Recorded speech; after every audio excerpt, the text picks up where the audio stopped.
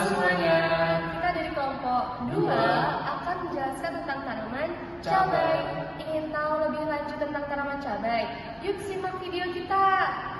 Ini kami menyoroti harga cabai yang naik, Mas Kalis dan juga saudara teman. Naiknya harga cabai ini sudah terjadi sejak sepekan Komoditas terakhir. cabai akhirnya mengerek harga jual cabai di pasar-pasar tradisional. Kenaikan bahkan sudah terjadi dalam 2 pekan terakhir. Pasalnya, harga cabai yang jadi bahan utama bumbu dapur olahan juga naik.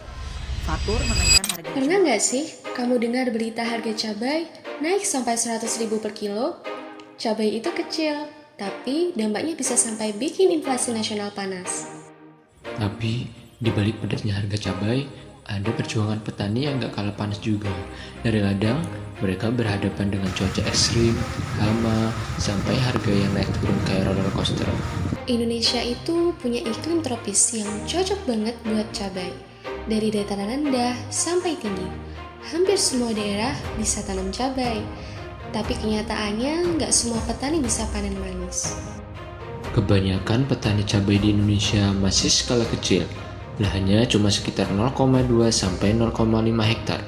Mereka pakai teknologi sederhana, tapi makin banyak yang mulai pakai mulsa plastik hitam perak atau sistem irigasi tetes supaya hasilnya tetap stabil. Masalahnya, rantai pasoknya panjang banget. Dari petani ke tengkulak, baru ke pasar besar, lalu ke konsumen. Petani sering jadi price taker. Mereka nggak bisa menentukan harga sendiri. Sekarang, dunia pertanian udah mulai berubah. Gak cuma soal hasil panen, tapi juga soal keberlanjutan. Salah satunya lewat sistem pertanian berkelanjutan dan pengendalian hama terpadu. Petani mulai beralih ke pestisida nabati, musuh alami hama, dan rotasi tanaman agar tanah tetap sehat. Ada juga penggunaan pupuk hayati yang bukan cuma bikin tanaman subur, tapi juga bikin cabai lebih awet dan warnanya lebih cerah. Jadi, bukan cuma bagus di ladang, tapi juga di pasar. Dan yang gak kalah penting, ada collaborative governance, kerjasama antara petani, pemerintah, kampus, dan lembaga riset.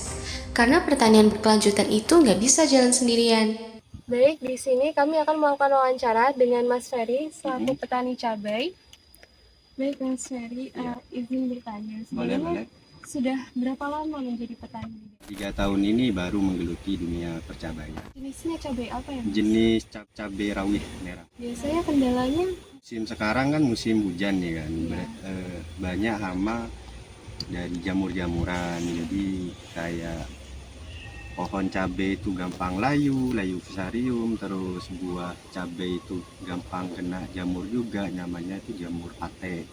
Jadi buahnya itu kayak hitam-hitam gitu, gak kena jamur.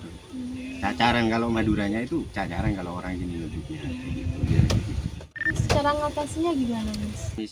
Misal nih musim hujan kan ngatasinya kita itu pakai fungisida kan, dan disemprot, dispray kayak gitu. Dan ketika dispray kena hujan, kalau tidak pakai perekat ya habis, besoknya harus disemprot lagi kayak gitu, dan itu memakan biaya lagi kayak gitu. Biasanya dijual kemana ya, Mas, cabai-cabai ini?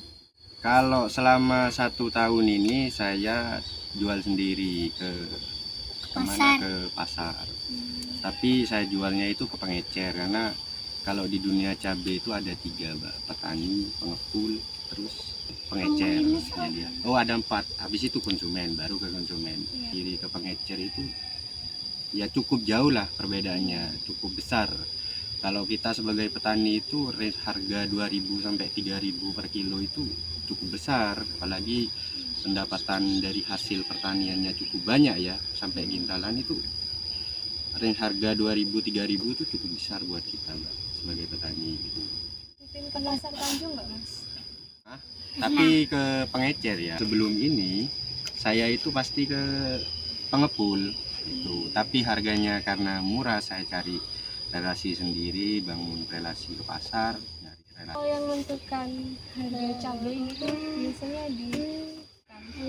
Itu kalau di kota Jember ini masih belum ada, Pak. Jadi kalau kota Jember itu mengikuti harga yang dipatok pasar Genteng Banyuwangi.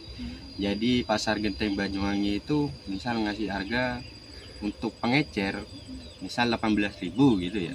Jadi Jember ikut sana.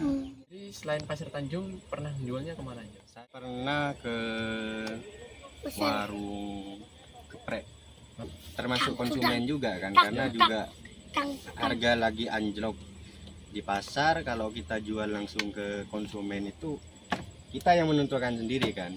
Kita lihat juga kualitas cabenya seperti apa, karena konsumen juga terserah kita harganya, yang penting kualitas dari barangnya itu masuk. Berarti 2022 ya?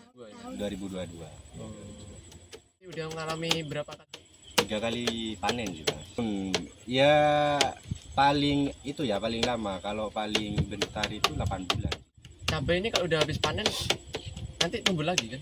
Apa dipotong semua? Pruning terus kita ada yang, kalau saya itu pernah saya pruning tapi kayak kurang, tergantung apa ya, tergantung kesehatan dari pohonnya Mas. Kalau masih pohonnya itu masih sehat, bisa dipruning, bisa mau dibuahkan lagi, itu masih lanjut. Saya gak nanam dari awal lagi. Kilonya tuh berapa ya Pak? Cabai yang mana nih? Yang kayak gini? Oh itu 32 nih. Kalau eceran berapa Pak biasanya? Oh 4.000. Berarti kalau ecer 4.000, kalau kiloan 32.000. Ya. Terima kasih ya Pak. Di balik setiap cabai yang kita makan, ada keringat dan perjuangan para petani. Tapi sayangnya, harga yang mereka terima seringkali belum sebanding dengan kerja kerasnya. Melalui video ini, semoga kita semua bisa lebih sadar pentingnya menciptakan sistem pemasaran yang lebih adil dan menguntungkan bagi petani. Terima kasih telah menonton.